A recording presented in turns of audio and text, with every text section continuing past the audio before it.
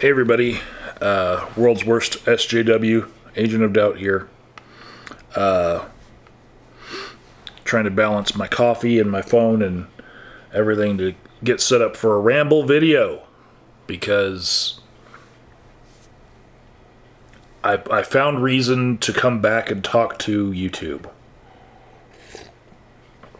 Today's reason was I woke up to being tagged on X, formerly Twitter, by our old friend Robert Wallace, who goes by H8red42 there. And you can see that I was tagged in the company of a lot of people that are a lot more popular than me on every platform. But, yeah, among Dick Coughlin, The Amazing Atheist, The Thinking Atheist, R and Ra, and American Atheists in general, I guess of all of those, I'm probably the only one who would give Robert Wallace a reply. And not because I think Robert Wallace is a pariah for his political views, which I will agree that he is, but that's not the reason why those others wouldn't respond to him so much. I think it's more that if you're not of a certain size, groups of a certain size just figure it's pointless to talk to you anymore. And that's just a function of fame and the desire for maintenance of fame and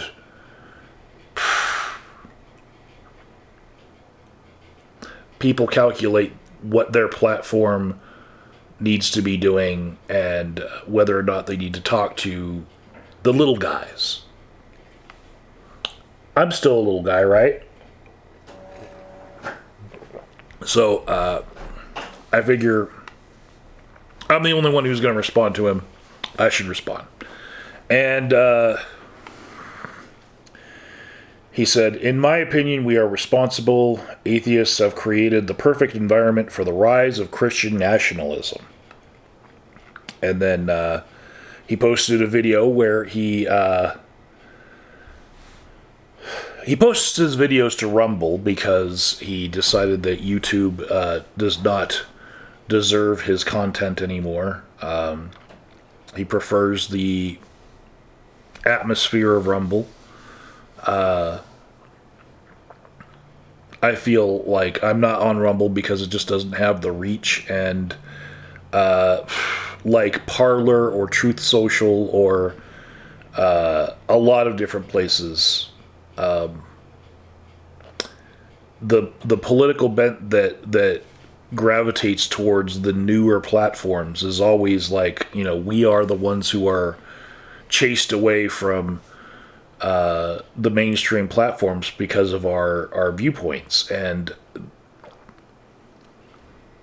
I would say that most of the people who initially embraced Rumble were of more extreme viewpoints, but now I will agree, Rumble is getting a little bit more traction, and people are using it that aren't part of the alt-right pipeline.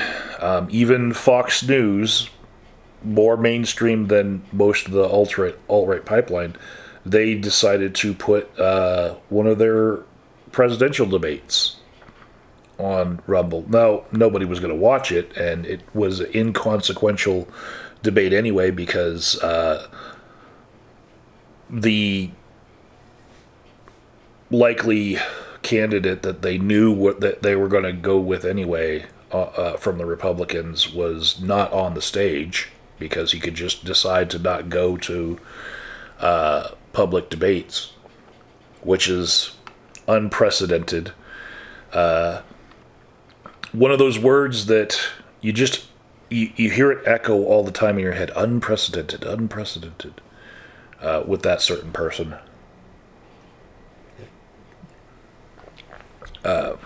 Some people hate the word intersectional, but I feel like intersectionality is something that, in responding to Robert Wallace's video, is something I can't avoid saying. Intersectionality.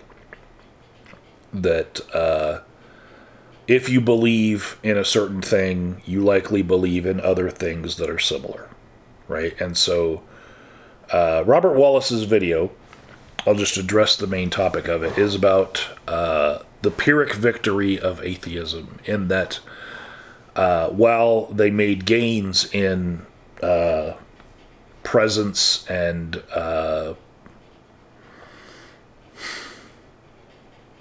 I guess acceptability in mainstream culture, the effect of the popularity of YouTube atheism back in the day is the advancement of extremist Christian values now in our culture, such as, I don't know,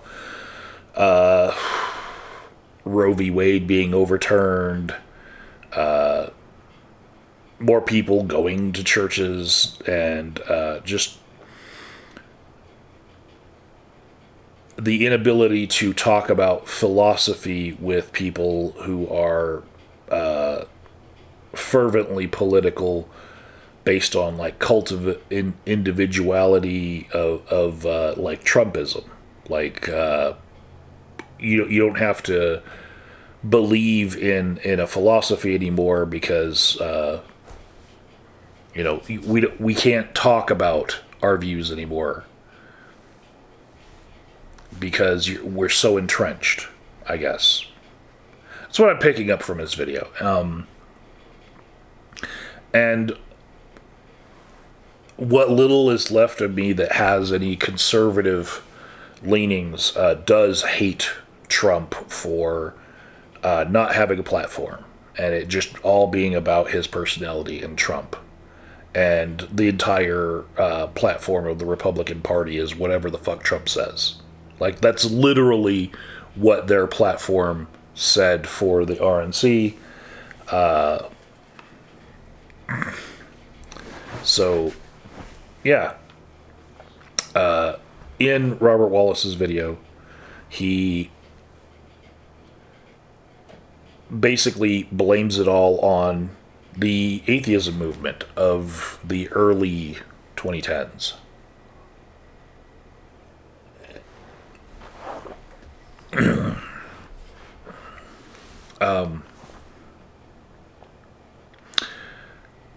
And as far as a ramble goes, like the crutch of when you learn in high school to always have an opinion, to make a thesis about your whole viewpoint and everything, and don't try to straddle the fence because that makes for shitty essays.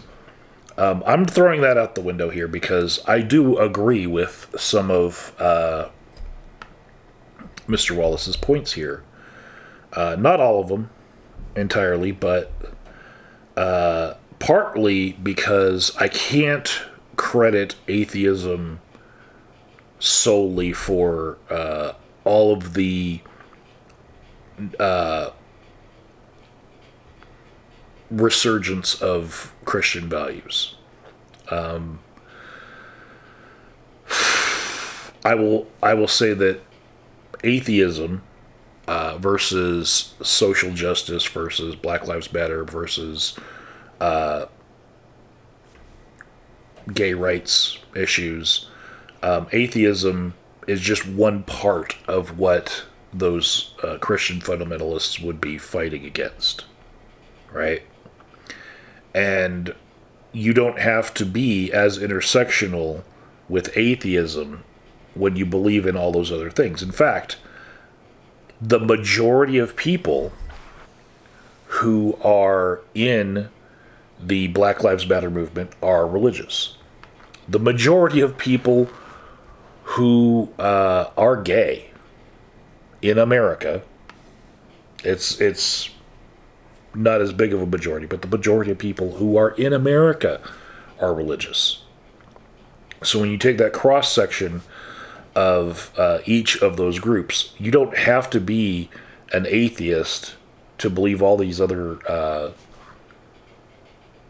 liberal leftist or socialist or whatever thoughts that are to the left of what the conservative fundamentalist Christians believe, right? So I don't think that atheism can take even most of the credit for the backlash. I'm going to pause it here and not really back it up with much of my video because it's a completely different tangent, but a lot of the resurgence of we don't care what our candidate believes as long as he can win style of conservatism, and we just want to win everywhere, no matter the cost. If we have to storm the Capitol, if we have to cheat the other side out of appointments to the Supreme Court, if we have to rig things in our favor by gerrymandering, whatever it takes. That whatever it takes mentality is likely more of a response not to atheism, but to the social justice movement, and in particular, I'm just going to say, there are a lot of racists on the conservative side who were particularly offended by the election of Barack Obama to the presidency. And the pendulum swinging the other way with the backlash against having a black president in a country that was, headed by white people up to that point. I think that is what we are experiencing more than just saying, there were a bunch of atheists hurting people's feelings on YouTube for a while. Problem being, the variables are kind of happening at the same time in history. So, gay rights, black rights, atheist movement, all of these things pushing forward all at the same time. And, I could make a better argument that the internet and social media having changed the landscape of politics probably had a bigger effect, especially with the extremification of people. That if you were just a diet Christian or a light liberal, you're probably being pushed more extreme by what you're consuming on social media and the internet more than ever before. But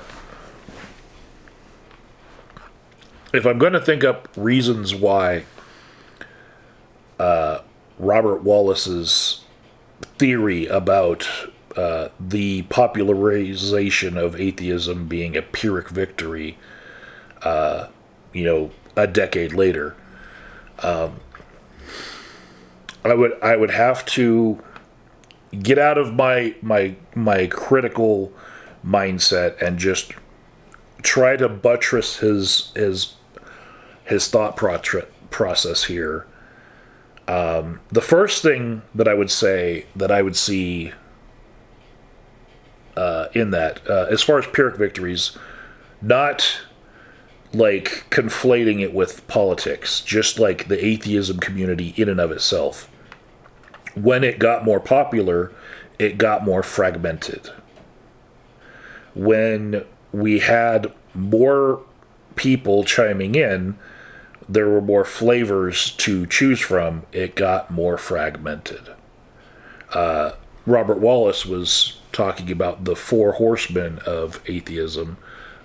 Each one of them has a lot of detractors now. Christopher Hitchens being called Islamophobic. Just look at Richard Dawkins and the whole elevator gate stuff and Dear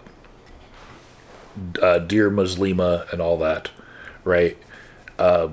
There are large swaths of atheists who wish that all of those Four Horsemen were not the leaders of the movement back in the day. Sam Harris is now grouped in the intellectual dark web category of podcasters, of people who will lead you on a path to, past Joe Rogan towards the more like Chris Williamson or whatever, and on to like, the men's rights activists who have landed on Rumble. Like Pop and my friend Red Pill Rhino, who I still have a discourse with, probably because we're all little and willing to speak to each other because we're not so seduced by fame that we won't stop to talk to the little guy. Anyways, as differing ideologies and personalities emerged, it diluted the atheist community's more unified voice. I myself made a lot of videos disparaging Pat Condell. And Pat Condell used to be a very large person in the atheist movement. In fact, the Richard Dawkins Foundation website used to sell his book. And I found that kind of horrifying when I went to their warehouse, as it were, in Colorado Springs at the time. And damn, to see somebody who was so openly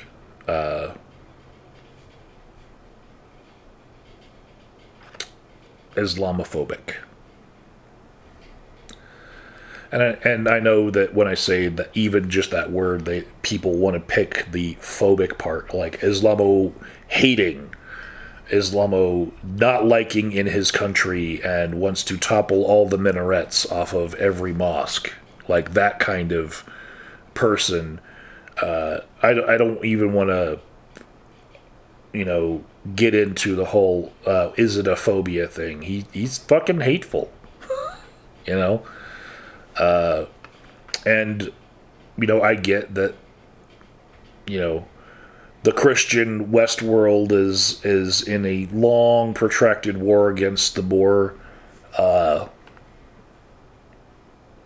Muslim Middle East, and right now things are escalating in this world a decade later, where the Judeo-Christian people are locked in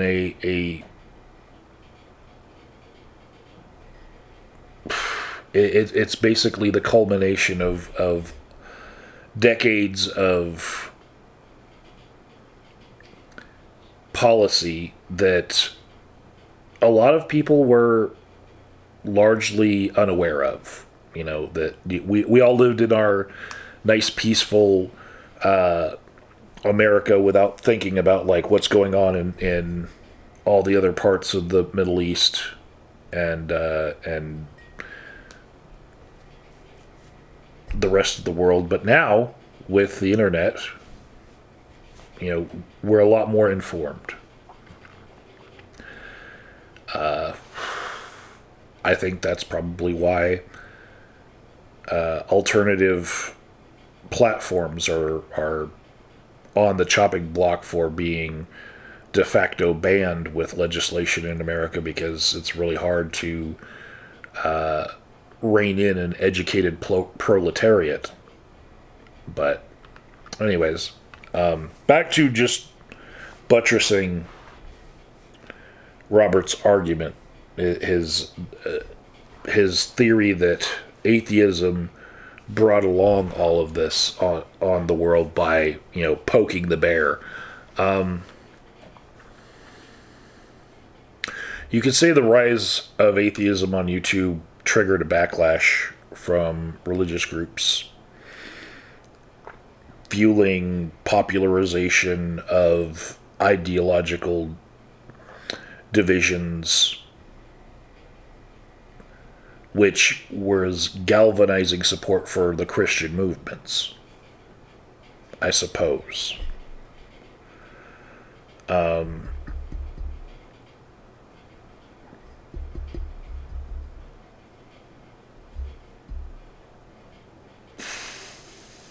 Even just thinking about what I just said, it does seem like word salad. Breaking it down there, it's almost like saying, because the Patriots won a bunch of Super Bowls, that inspired the Chiefs to win a couple Super Bowls. You know, when you have two groups that are diametrically opposed to each other, when one wins a lot, it's going to polarize the other and cause backlash, generally speaking. And our team versus their team sort of mentalities can take hold. I think that's as simple as I can put it.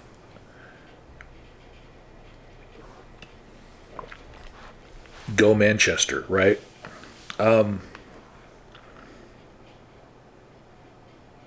Another point I will say is that the popularization of YouTube atheist celebrities also saw that some prominent atheist figures were facing controversies or scandals.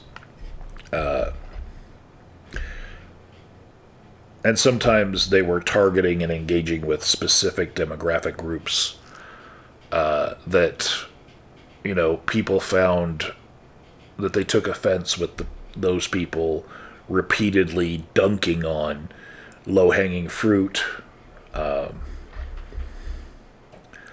And these things kind of eroded the credibility of these atheist figures.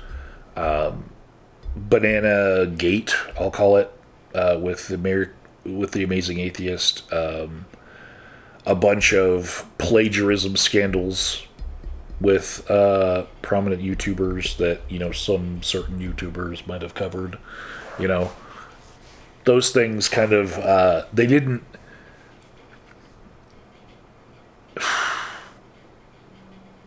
even have a platform before, as far as like popularizing the scandal of plagiarism. But these days, if anyone plagiarizes something, the news of that spreads like wildfire.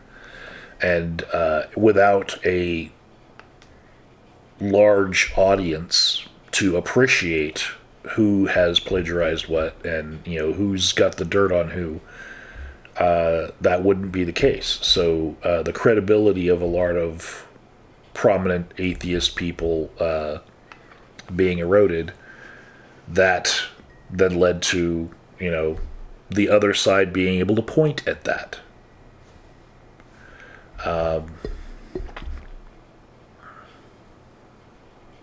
I'll also say there was probably a shift in audience dynamics on YouTube. I think that the Christian groups decided to go away from trying to win over the more erudite thinkers, and they started targeting youth and marginalized groups, and specifically single mothers, in order to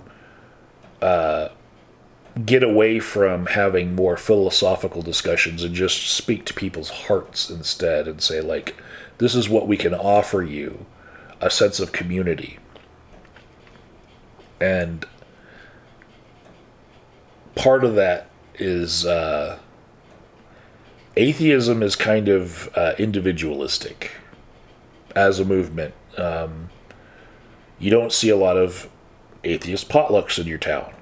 yes, that you can point to some conventions that, like, they don't happen as regularly as they used to, but there used to be gatherings of atheists and meetups and whatnot, but you don't see 20 different brands of atheism in your town having potlucks every week, right?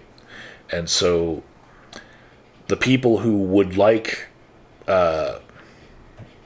community, disaffected youth, marginalized people, and especially single parent mothers.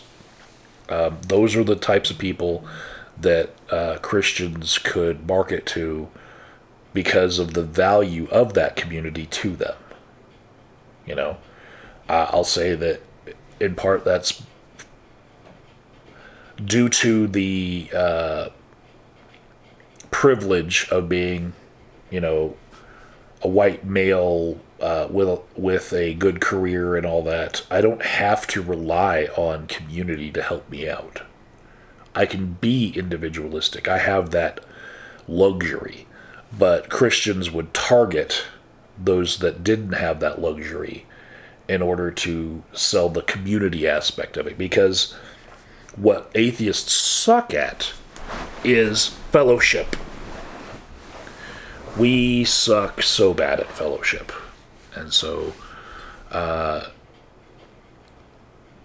coming in and smacking the fundamentalist religious world in the face with insulting videos which tore them down, that was great. But when the dust settled and they started marketing, hey, yeah, they said a lot of mean things to us, but we can give you, lasagna after church service. We can help watch your kids and instill values in your kids so you don't have as rowdy of kids because you don't have much community helping you out with that. We have Sunday school. We can teach you how to tell your kids that if they act up and speak out against their parents, that they're risking burning for all eternity in a lake of fire. That's what was given to certain groups where that atheism can't offer that. It just can't.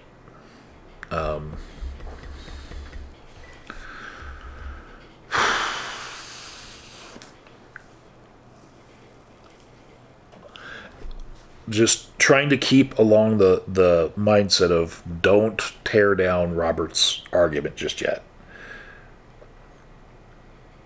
It could be that the video structure of atheists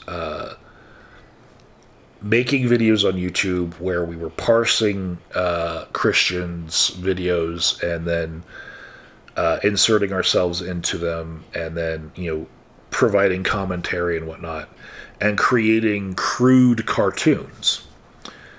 This inspired some innovation and adaptation to the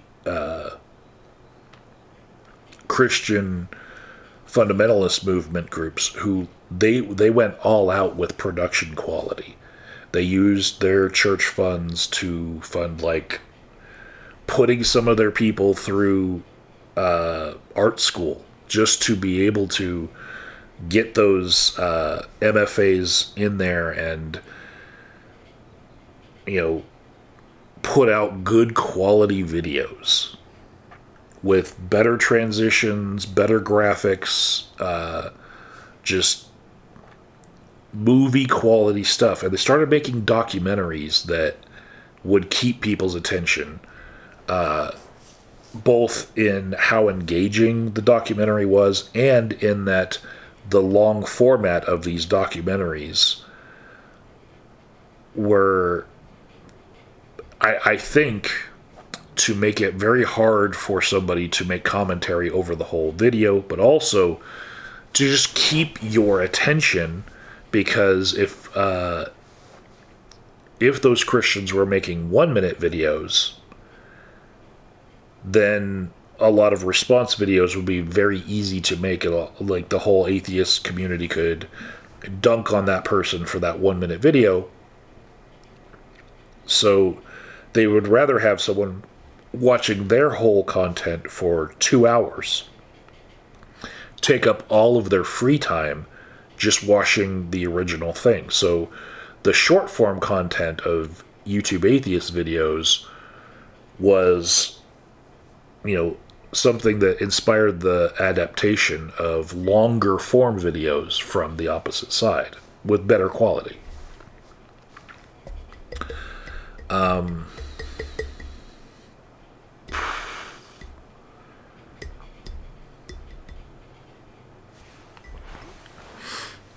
I think that maybe YouTube atheists' ability to organize such that there were 2 reason rallies and YouTubers who gained millions of followers and whatnot. I think that might have taught some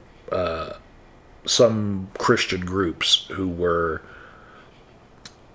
in the vicinity of these atheist channels. They might have taught them how to more effectively use their channels. Like, iron sharpens iron, in a sense. So it might be that the strategies that atheist YouTubers were using to grow their subscriber count were also adopted by their Christian fundamentalist counterparts in order to attempt using the same strategies to use the internet to create more of a global influence on the world.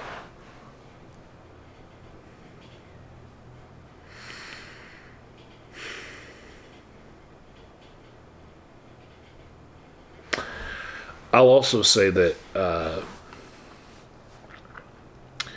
the YouTube atheist movement was probably like an inoculation against poor apologetics arguments.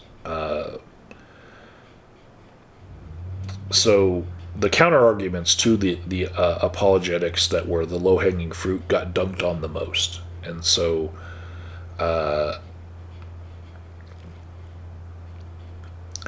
young earth creationism, as it were, is something like the measles in America. Yeah, it pops up here and there in small quantities, but because we have effective vaccinations against the measles, we've almost completely eradicated it from the earth. But in the same way, you don't see as many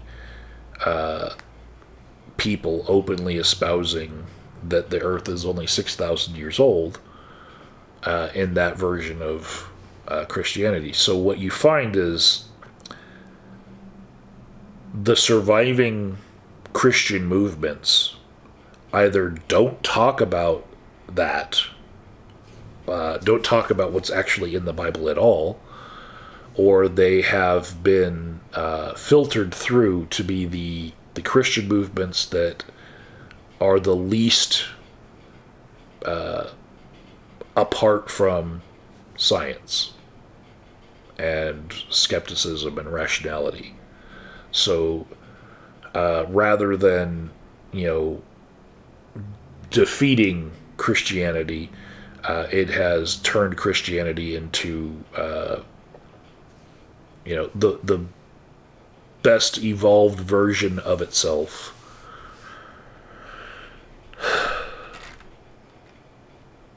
And that's about as much as I think I could buttress Robert's arguments.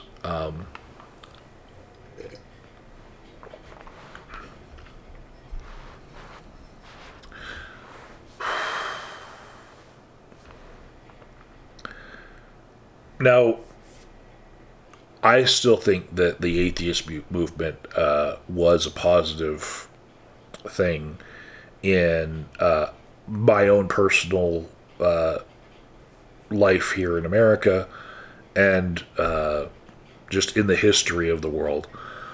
For one, it brought about more diversity in the landscape of ideas. Instead of there being like a winner takes all scenario here, secularism of like everyone being welcome at the table and encouraging open dialogues and critical thinking. I think I could point to that movement being responsible for that sort of ability for people to reach across the aisle and say, yeah, I get that you're a Christian, but like we could still hang out while we're discussing this stuff. And, you know, you like fried mushrooms? Because I like fried mushrooms. You know, let's go to the bar and get some fried mushrooms. So we can talk about all the other differences that we have, but everyone's welcome at the table. That sort of thing. That was atheism. On YouTube, anyway. Definitely there's an increased awareness and visibility of atheism since that movement in the early 2010s. And that was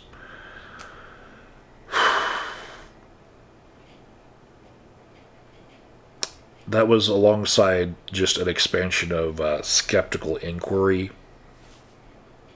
and just critical thinking skills were being taught a lot more on YouTube. Things that weren't taught to everybody in high school that maybe should have. People promoting secular views and, you know, questioning religious dogma, making fun of superstitions. I feel like regardless of background, I think there's even people who are Christian now who feel like they can critically speak about other denominations and their tactics, even though they're still going to say, I'm still a Christian, but, you know, the way that this church operates more like a business than a church. I've seen Christian YouTubers and TikTokers tearing down other Christian organizations like that. And that's, to this day, something that people feel more and more comfortable with, having this, you know, skeptical mindset of things. The atheist community has had a long-term impact on religious discourse in America. I think it's promoting religious pluralism rather than it being a pyrrhic victory for any one side.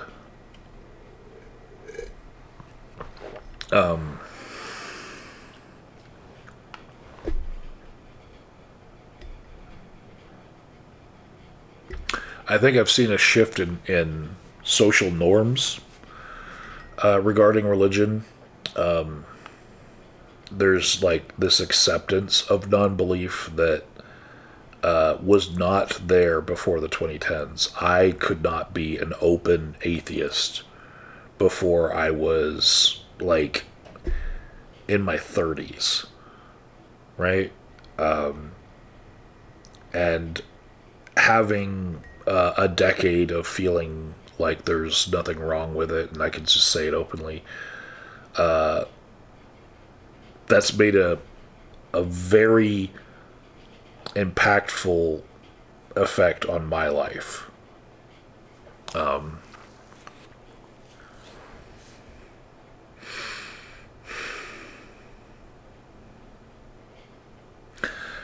I would say the legacy of intellectual engagement that the atheist movement brought about,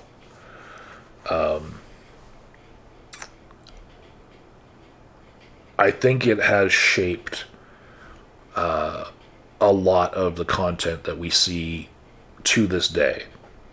And maybe not, specifically atheist content, but content that promotes rational discourses. I see that as an extension of, atheists just making it popular to use, rationality and critical thinking skills as the foundation for how you approach things.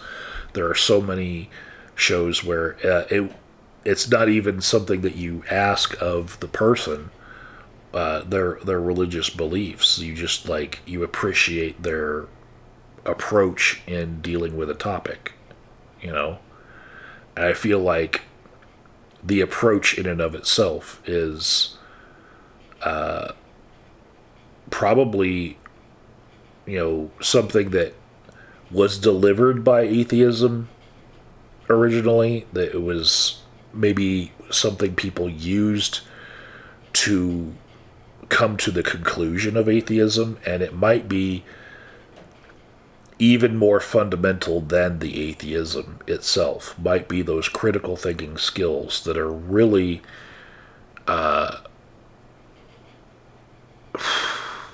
more to the point than saying that atheism created this backlash.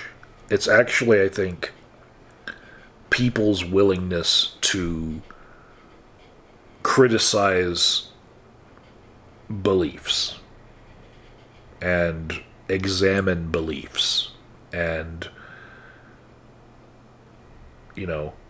try to come up with solutions for the problems in the world. Like the way that the internet has empowered people with the tools to look at problems and come up with solutions. I think that's more what's creating this backlash that Robert Wallace is seeing. And I think it's probably more to the point to say that the backlash is anti-intellectualism. And that's why the Trumpism movement is just whatever Trump says in the moment. Is because if the actual viewpoints are codified and understood by everyone, then it's harder for them to exist in an environment where all of their beliefs are being scrutinized. All of their words are being scrutinized. So what they need is to follow somebody who can flip-flop or lie blatantly and gaslight and just be able to get around logic and reason. And for people who have been repeatedly dunked on and just taken so many L's from the application of critical thinking skills to their belief structures, I feel like that anti-intellectualism is something that they get behind because it is immune to that sort of criticism, because they believe no matter what. Their conviction in their political leaders are their strong suit in this, because if they were to actually talk about the underpinning philosophy of why they believe what they believe, they would, probably become the opposite of what they are. They would probably vote in their own interest. Imagine that. Anyways, this has been a ramble. Just responding to a fellow rambler who found himself rambling on Rumble.